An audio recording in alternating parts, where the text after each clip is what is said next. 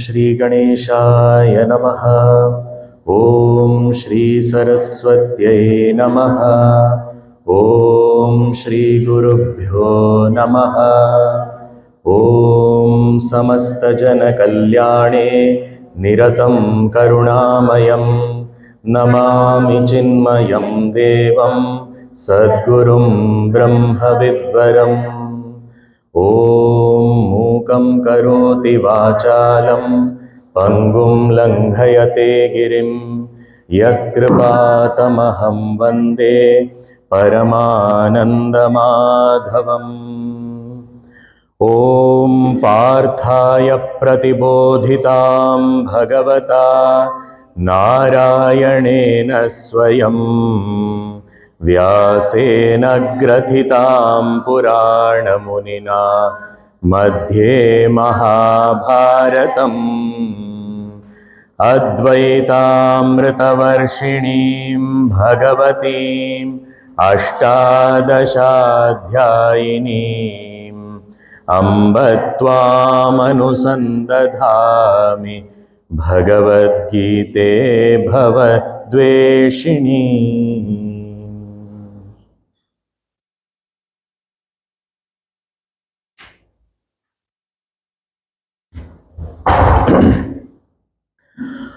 On being asked by Dhritarashtra about the happenings at Kurukshetra, Sanjaya started his description with Duryodhana, knowing very well that Dhritarashtra's attachment was totally in Duryodhana, and if he started with such topic, he will get his complete attention. So he started by saying, Duryodhana, having seen this well-arrayed, huge army of the Pandavas,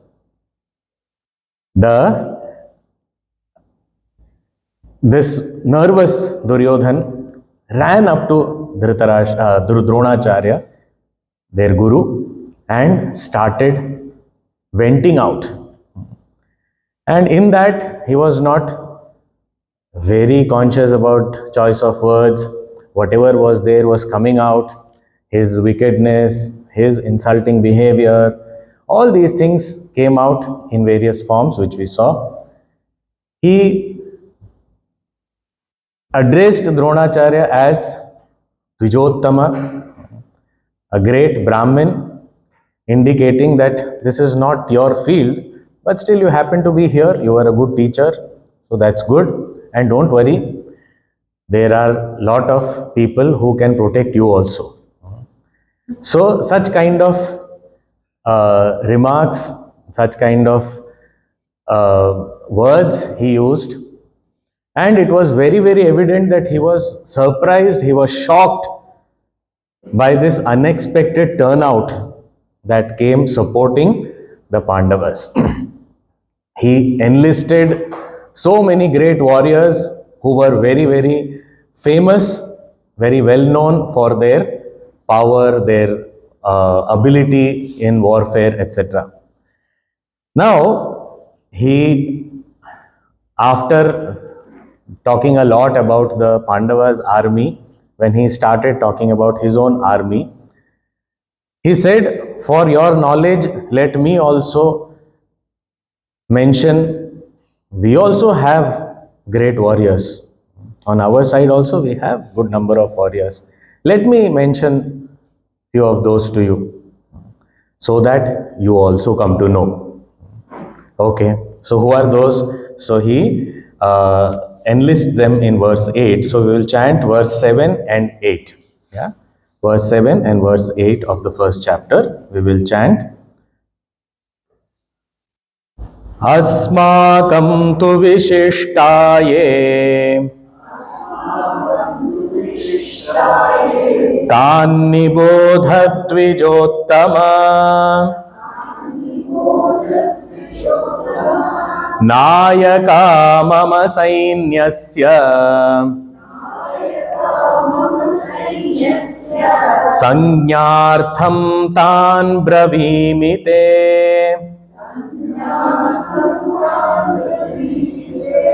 भवान् भीष्मश्च कर्णश्च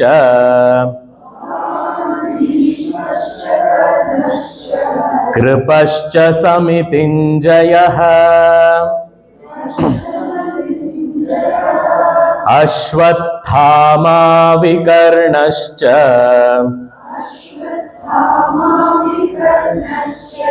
सौमदत्तिस्तथैव च. Who are these warriors on our side? And he did not say it is our army. He said, Nayakaha mama sainyasya. My army also has great heroes. So there was that arrogance also. And he is saying that no, maybe I spoke too much. Maybe the use of word Dvijottama for Dronacharya in this time and place, and also saying Mama Sainyasa, he maybe realized, he saw some expression on Dronacharya's face, or his face was, Dronacharya's face was expressionless, and being nervous, maybe he felt that maybe I have crossed some line. I have to patch up.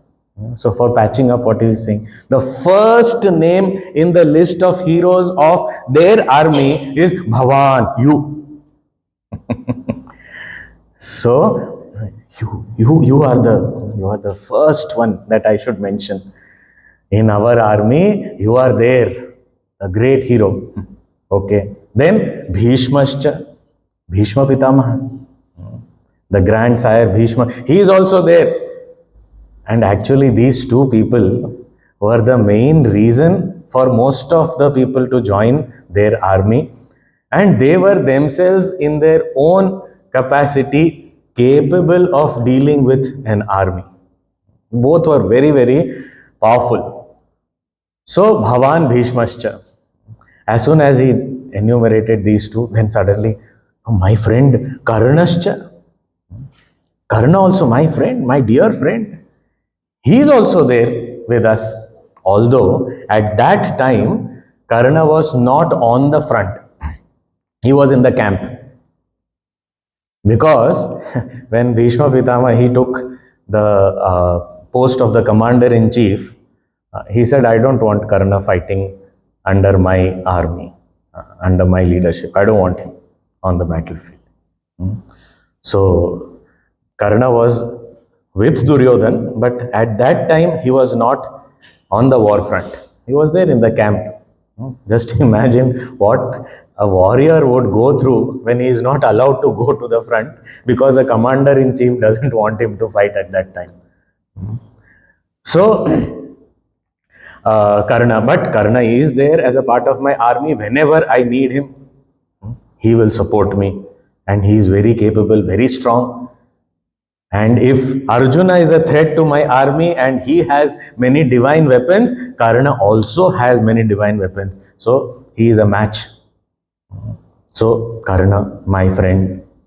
Then Kripascha Samitinjayaha, Kripacharya, their family priest, Kripacharya, Kula Guru, this said.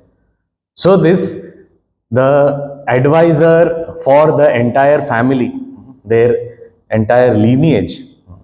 So they used to have some advisors for their family matters, their rituals, etc., their customs as per their tradition. So somebody to guide them, to help them. So Kripacharya, and not only they were guides, but they were very good warriors also. So Kripacharya, okay, Kripascha. Samitinjayaha, and Kripacharya, there is one adjective also. And he says Kripacharya, who is always victorious in battle. That Kripacharya is also there with us. Kripascha Samitinjayaha. And then Ashwathama. Ashwathama, another great warrior, and he was the son of Dronacharya.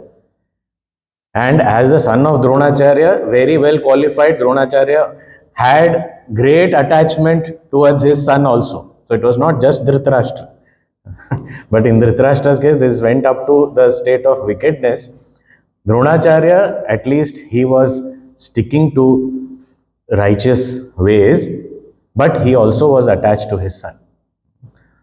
So Ashwathama, your own son, he is also such a great warrior. He is also in my army. And Vikarnascha. Vikarna is one of the Kauravas, the 100 brothers. One of them, very few, other than Duryodhana, Dushasan, there are only two other names which are very famous. All others, one was Yuyutsu and other is Vikarna. Yuyutsu because he crossed over, there was a time before the battle began, there was an announcement that anybody wants to change sides, this is the time. After that, you have to be loyal to your side. So it was Yuyutsu who changed over to the Pandavas side. And there was another person who was Satyaki. Satyaki was one of the generals in the army of Sri Krishna, the Yadava army. So he also said, I can't fight against Krishna. So he also came this side. So this Vikarna also was one of the Kauravas. The speciality of Vikarna was, he was perhaps the only one who spoke in the court of Dhritarashtra when Draupadi was insulted.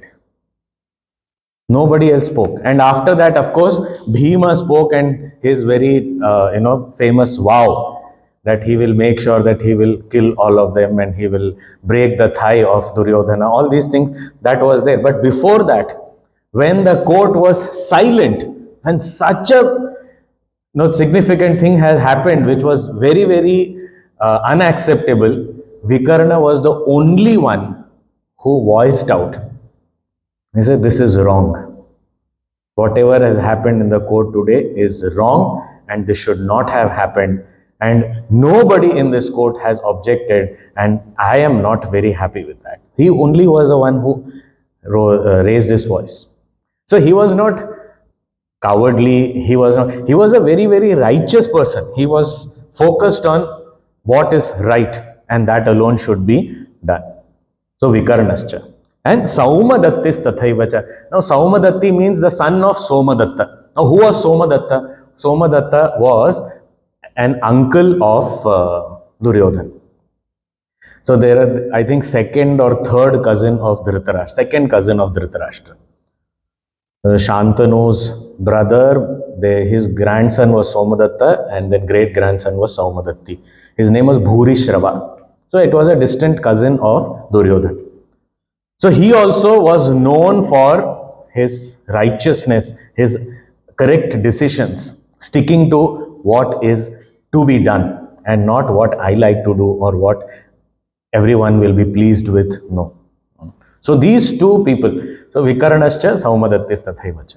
So total 7 people, one verse list completed of his own army. When it was Pandava's army, there were 3 verses full of warriors, and most of them had an extra adjective also. Such a great one, such a valorous one, such a well-known one. All so many things, so many names and adjectives were there. Here just one verse, 7 names, and that's it. Now these names are also very significant. Which Gurudev explains that because he insulted Dronacharya in just the previous verse, just to pacify him, patch up with him, he started with Dronacharya. But not just that, in this verse, there are 3 people of Dronacharya's family. Dronacharya himself, Bhavan. Then second is Ashwathama, his son. And third is Kripa. Kripa is actually Dronacharya's wife's brother, his brother-in-law. So, 3 people from the family. So, he is saying that, your family only is actually taking care of my army. So, just for pleasing. Actually, he means it or not is a different thing. But he has, that immediate manipulative behavior, immediate change. Maybe I have crossed a line. Okay, let me patch up. Okay, Bhavan, Bhishmascha, Karnascha, Kripascha, Samitinjaya. Here also the Acharyas explain very beautifully that only for Kripacharya there is this adjective, Samitinjaya, means ever victorious in battle. Why only for Kripacharya? Why not for others? It is said he should have, if he is in his senses, he should have actually enumerated.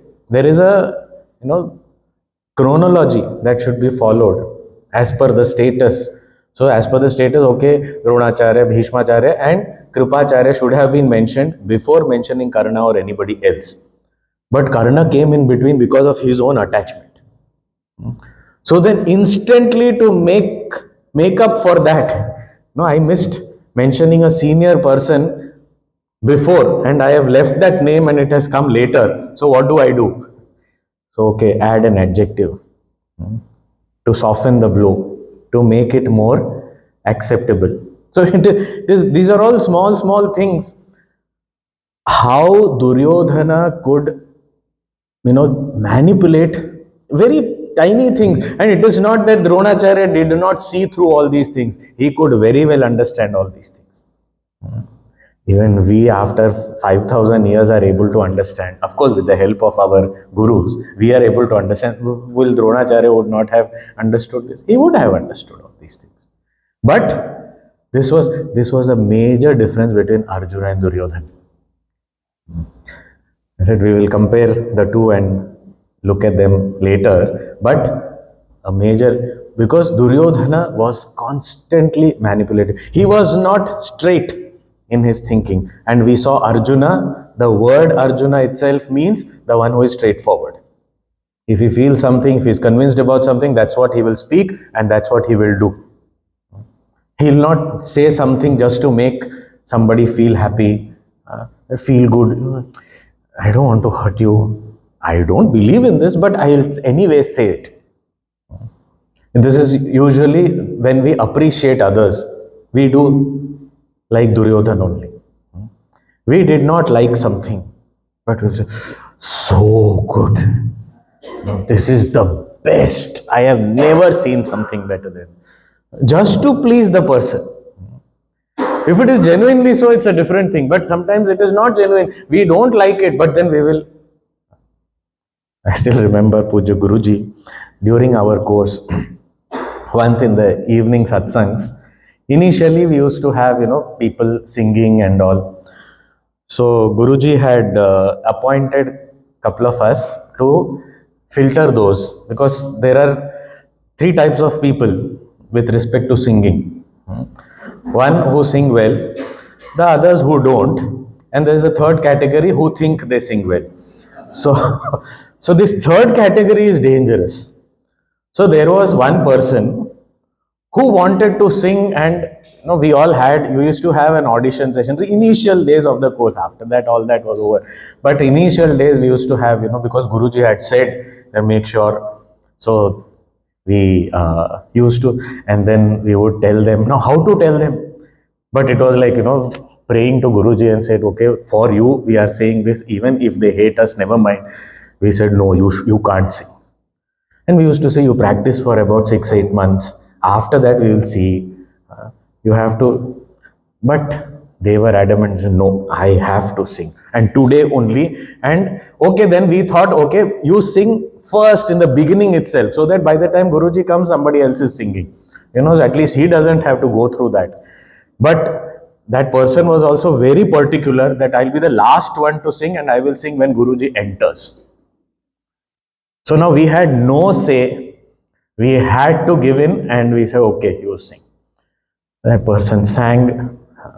Guruji entered. He came and sat. It was going on.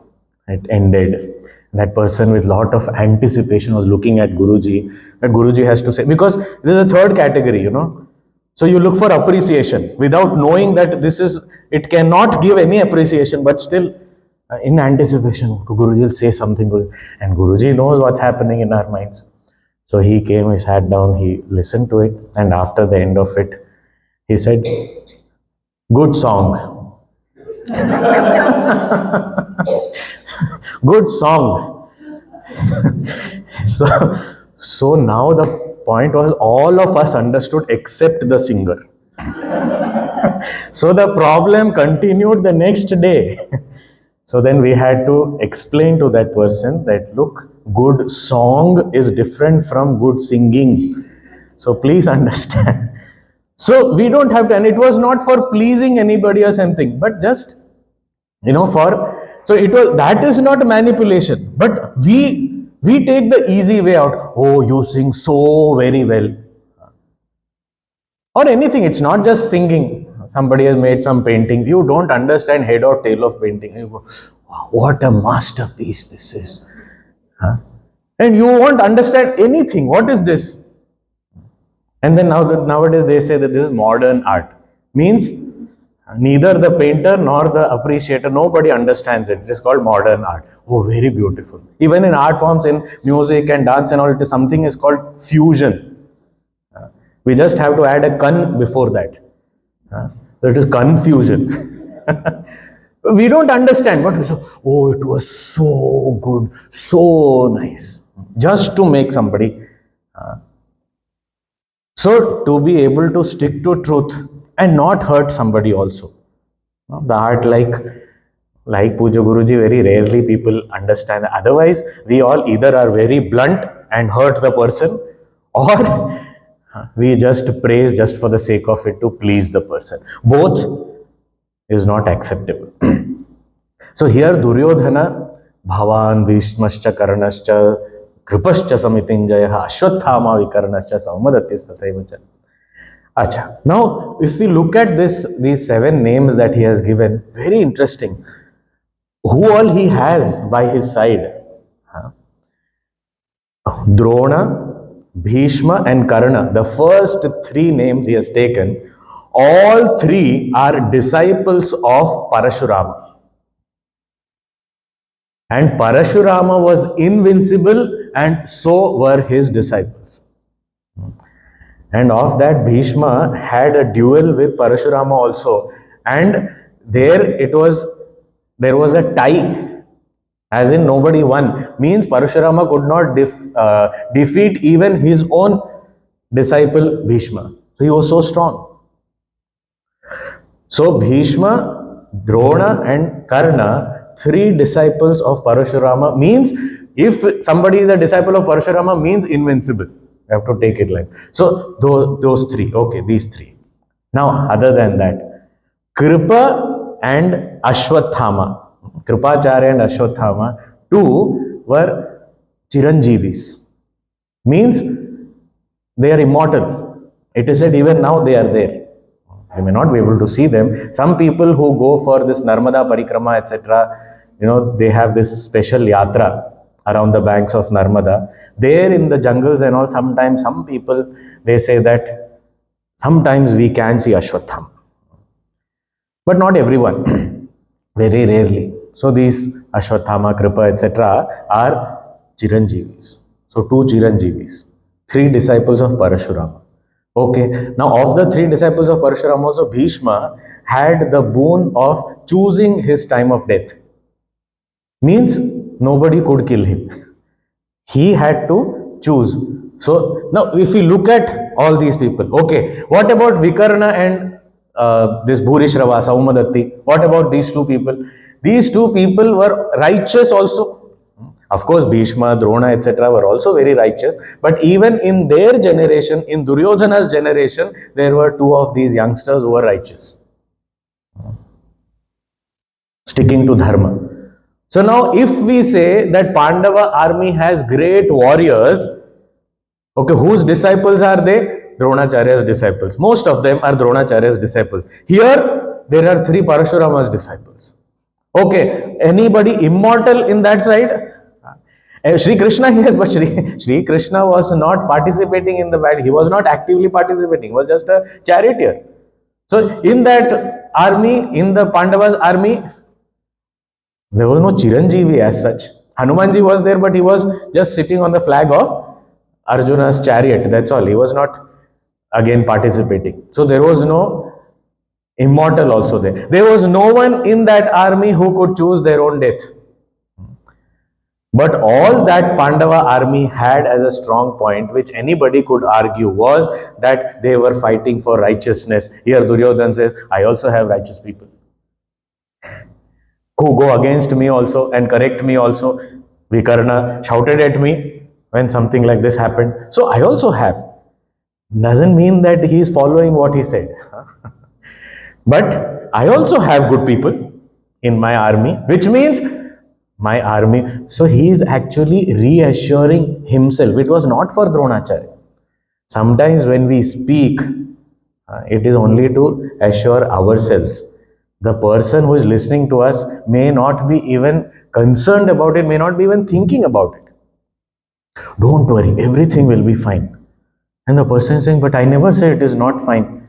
Say, no, no, no, but don't worry, it will be all fine. Which means I have that fear about that thing and I want to assure myself that everything will be fine. And that is why I again and again keep telling others, everything is fine, everything is fine, don't worry, don't worry. So I am assuring myself, my army is good, my army is strong, I have such great warriors in my side also, I am so good. So he was kind of giving himself, trying to give himself a pep talk through Dronacharya, and in the process was messing things up badly.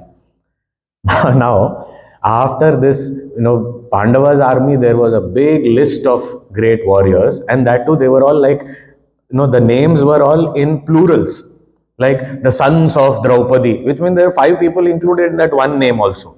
And here it is singular, there are only 7 people, although they were great, accomplished warriors, no doubt about that. But after that, after enumerating 7 people in his own side, he is not able to think of the 8th one. He is blank. It was just to pacify Dronacharya that he took names of 3 of his family members and all the other people whom he would approve of, and also his own dear friend. That's about it. After this, he could not think of an 8th great warrior in his own army. So what did he do? He did what we all do most of the time. What is it? First we'll read the verse 9 number. अन्ये च बहवः शूराः मदर्थे त्यक्तजीविताः नानाशस्त्रप्रहरणाः सर्वे युद्धविशारदाः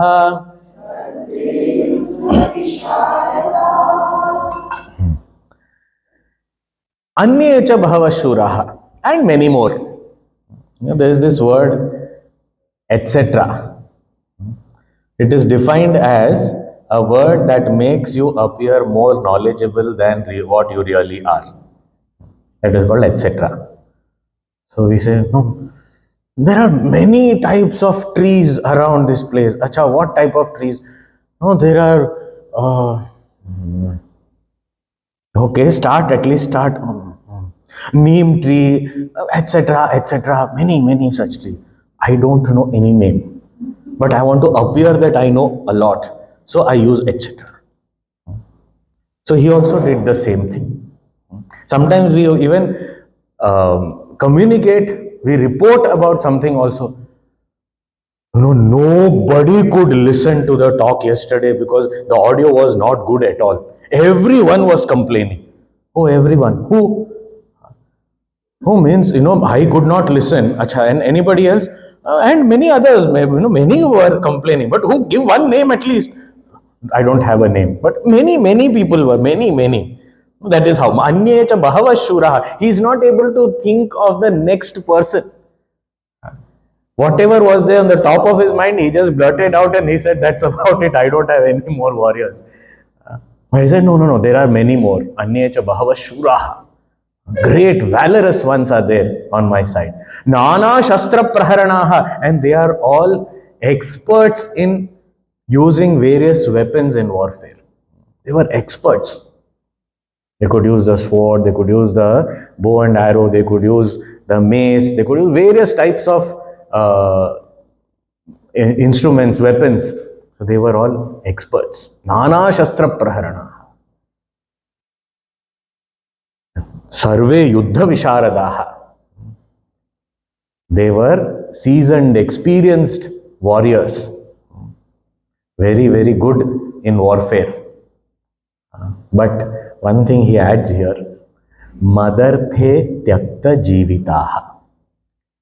All these people, they have Tyakta Jivitaha means given up the very desire to live. Means they have surrendered their life. For whom? Not for a cause, not for the nation, not for some noble person, but Mother The. They are here ready to give up their lives for me. These are important words we will see when Arjuna starts speaking. We will find a lot of similarity. He's saying all these various uh, warriors, they are all experts in warfare, can use different types of weapons, and they have all come here ready to give up their lives for my sake. What arrogance! And in that list, he has included Dronacharya.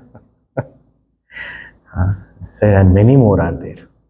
So, first thing, he is not able to think of any other. But whatever he could think of also, he has belittled them by saying they have come here to give up their lives for me. And the fact is, no one is there for Duryodhana, actually speaking. Maybe Karna, but Karna also actually is not there for Duryodhana. Shri Krishna goes and meets Karna also. You know what is right, what is wrong. What are you doing here? He says, I have given my word. I am indebted to him. Therefore, I am ready to even die on his side. But I will not leave him. So it was not for Duryodhana. It was for his own, to keep his own word, his own loyalty. That was all. He was not there for the sake of Duryodhana. Okay, his brothers, they had their own agenda in their mind. We will be victorious. We will get the kingdom. We will rule. So they had their own things. No one in the army was fighting for Duryodhana as a person. And actually speaking, it is not possible for anyone to lay down their lives for a person because it is not inspiring enough. The cause has to be much greater. To give a little bit of what we have, we need so much of inspiration. We need something really great to inspire us. We cannot have something ordinary for which we will give, whether it is our time, our money, our talent, whatever. We will not give unless it is something inspiring, something elevating, something noble. We will not give. It is not natural for us. And here, giving up the life, how can it be for an ordinary person? And that too a wicked one. It's not possible. So nobody is inspired. And even in the Pandava army, they did not come because they felt that they should support the Pandavas. They had their own agendas. Many people had their own agendas. We saw Drupada, Drishtadyumna, they had their own agenda. So it was not to support somebody, but yes, there were many who were there because Shri Krishna was there. In this side, there was Bhishma was there, and that is why there were some people who were aligned to them. They felt honored to be fighting by their side. That's all. Definitely not for Duryodhana. But here, Mother The Tyakta Jivitaha. What arrogance. So if we look at it, there is that entitlement that everyone should lay down their lives for me. This kind of, if we look at the behavior, this mindset that I have the right to use these people for my own gains. Such a selfish kind of thing, self-centered. My thing should be fulfilled. Whatever happens to them, it's okay. They've come here for me. And this attitude in various places we find in the world, including at times in our own minds also. We feel very entitled at times. If we are here to serve the world, what are others here for? To serve me, of course. So I should be given this, I should get this. So in everything, small things also. Even when I am walking, I feel entitled. I should have the right of way. Nobody should stop me. I should be able to. Nobody should. So everywhere, this thing, small places also, it may be there. So it is up to us to recognize there is Duryodhana also sitting in us. So there is Dhritarashtra also.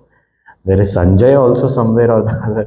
There is Duryodhana also. That is why understanding these characters is very important. To recognize them within ourselves so that we are alert. Maybe I'm doing this. Here there is a very important point.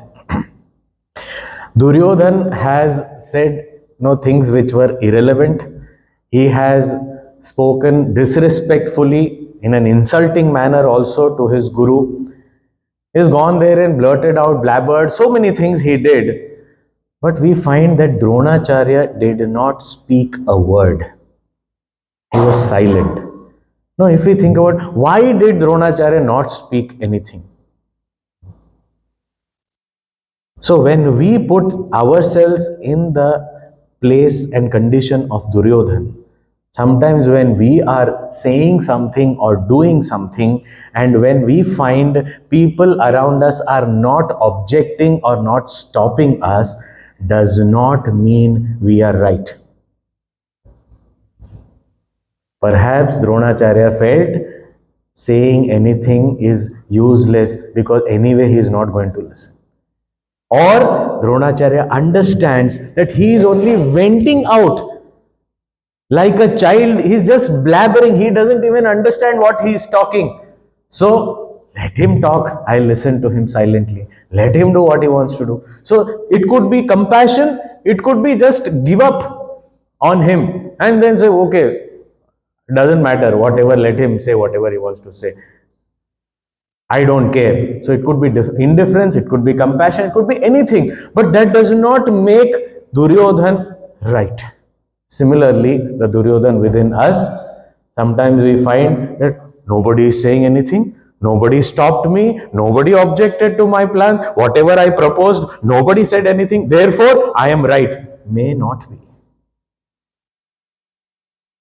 Maybe I have made mistakes, but people around me are mature enough not to create a scene at that time. Doesn't want to, create disturbance because already it's a war situation. In that time, if he objects to something that Duryodhana is saying, and there is a disagreement on the very beginning time, the first day of the war, if there is a disagreement within the army, and that too, two important people as far as the army is concerned, what will be the morale of the soldiers? They are divided in their minds. Oh, Dronacharya is saying something and Duryodhana is saying something. There is a rift between them. And when people at the top have differences, the others take advantage very easily. So the mature person will not pick up a fight or will not create a scene. They'll say, okay, never mind. They will be quiet. The immature guy keeps on going on and on and on. And he says, okay, let it be. Fine. Why? Because as soon as there is a difference, automatically the people on the lower orders, they see, oh, there is a difference. So they'll go to this person and say, that person said like this, or that person said like this. And they will escape. They'll take advantage. So it is very important. So here, Dronacharya's behavior, for whatever reason, he was silent, and this does not mean Duryodhana was right. Otherwise, as a teacher, he should correct him. But did he go to him as a student? No. He went to the teacher, but as a king. Spoke as a king. So then there was no submission. And if there is no submission, what is the point in telling him anything? So therefore, Dronacharya was silent and just letting him speak. We will see something similar happening with Arjuna also. But there, of course, the details are a little different. So, Duryodhana says, there are many more on my side and they are all experts in warfare and they have all come here ready to lay their lives down just for my sake. After saying this, the 10th verse of the first chapter, it is a masterpiece. Veda Vyasji has put this in words, used such words which are so beautiful that in the same set of words, in the same verse, we find on one side the arrogance of Duryodhana, and the same set of words also communicate the fear of Duryodhana. Because actually it is the fear inside that is manifesting as this arrogance. So here, the 10th verse, Aparyaptam tadasmakam balam bhishmabhirakshitam पर्याप्तं त्विदमेतेषां बलं भीमाभिरक्षितम्.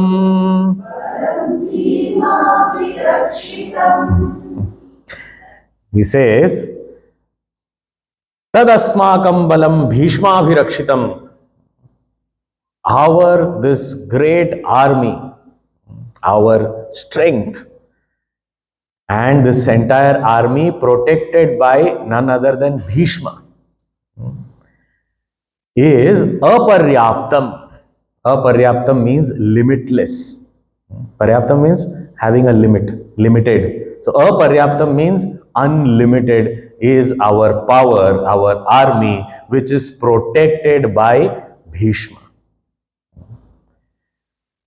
So in the army also there are various posts. Here Bhishma was the commander-in-chief for attacks as well as defense. Whereas in the army of the Pandavas, for attack it was Drishtadyumna and for defense it was Bhima. So he was in charge of the protection of the army. So here he is mentioning that our army protected by Bhishma, our strength is unlimited, because the size of the army also was much larger than the Pandavas' army. And on the other side, Paryaptam tu idam etesham balam.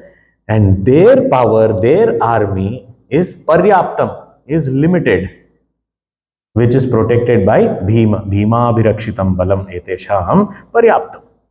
So their army protected by Bhima is limited. Our army protected by Bhishma is unlimited.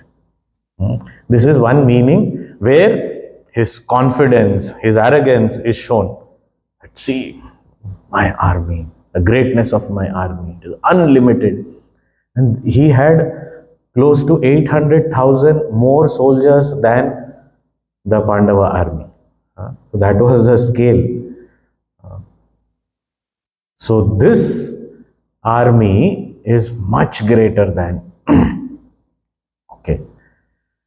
But Paryaptam word also has a meaning sufficient. Sufficient. So when we see same word is conveying, Duryodhana is saying that our army, though protected by Bhishma, is aparyaptam, insufficient. It is looking insufficient. It is more in number, but seems to be insufficient in power. Whereas their army with the protection of Bhima seems to be unlimited in power. It's sufficient, paryaptam. Paryaptam to deal with us. But we are insufficient to deal with them, although we are larger in number. So this two states of mind, one is what is within and the other what is being expressed here. So on one side there is like so much of confidence overflowing from him, saying that we have limitless power and these people are limited and we will vanquish them. That is one side. On the other side, we are extremely insufficient, I am feeling, and those people are confident and sufficient. I don't know how we are going to face them. So this question is also there within him. And that is why he is not able to face that situation. He is not able to manage his own mind. See, Duryodhana was also very strong. He also has been trained as a warrior. He was a very good warrior that way. But it was not just a matter of physical strength. Here it was the mind game that is happening, and he is not in control of his mind because he's never practiced that. So, highly educated, very well prepared for the external world, but at this juncture is not able to manage the mind and therefore landed up in a situation which in modern day we call as stress. What is stress? In simple words, inability to accept whatever is there in front of us is called stress. These are very simple terms. Clinically, there are various definitions, but if you look at it, I cannot accept what is there in front of me. That is stress. So, this situation, Duryodhana is not able to digest. Firstly, he never thought Pandavas will be able to mobilize such a huge army and come and stand in front of them. So that was the first shock. And secondly, now he never thought that he will undergo this nervous breakdown. So he himself is finding himself incapable of facing. That is why he's saying that we, being larger than them, are not, no, I don't see us capable, and they are all well capable. Their army is sufficient to deal with us. So this is the condition that he has landed himself into. And that is why spiritual education, right from childhood, is to be given more importance, at least equal importance, than the other education which empowers us to earn our bread and butter. It is important to invest. That is what Gurudev used to say. It is important to invest in than to just invest on. Because investing on, we may be able to earn a living, but investing in, we'll be able to face even difficult situations and be able to stably deal with them, and not just for ourselves, we'll be able to help others also. That is a difference. So here Duryodhana is an example where he is undergoing this nervous breakdown. He is not able to deal with his own thoughts, his own fears, and it is coming out as arrogance which he has practiced throughout. He has been an arrogant person. He has been someone who has never respected anybody, whether it is elders or whether it is someone who is more knowledgeable, and he has never given that importance. So here that's what is coming out from him, and all he is trying to manage is through his manipulative words. Little bit here, there, something, some words. So okay, he should be pleased, otherwise if he leaves me, so there's that insecurity also. What if Dronacharya suddenly announces, I'm not going to fight, or he says worse, I am going the other side. So there was insecurity also in his mind. So that is why he had to maintain a relation, had to keep him happy. At the same time, from within there was no respect, nothing. So it was a very, very peculiar situation, and this Duryodhana was in a mess as far as his internal climatic condition was concerned. And in this broken down condition, he is now commanding. Now he spoke whatever. Now he's looking around, he's seeing there is no response whatsoever from Dronacharya. Just imagine when we are nervous and when we are trying to, voice out, vent out, and the person listening to us is not even nodding, not even smiling, not even approving, not even disapproving. Okay, you say that no, I don't approve of your thoughts. At least that is a response. Here there is no response. He gets further nervous. He says, what should I do? I don't know. He's not responding, and I want some kind of response. Even if he shouts at me, it's okay, but something. And here there's nothing coming out. So he looks around. He says, after all, I'm the king. Why am I dependent on this person? Okay, I will give my command. So what is he started giving commands. To whom? To his own teacher. And he's saying, we'll just read the verse today, then we'll see it tomorrow. आयनेषु च सर्वेषु यथा भागमवस्थिताः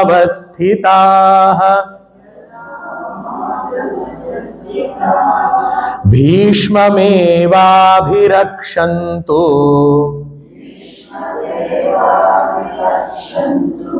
भवन्तः सर्व एव हि.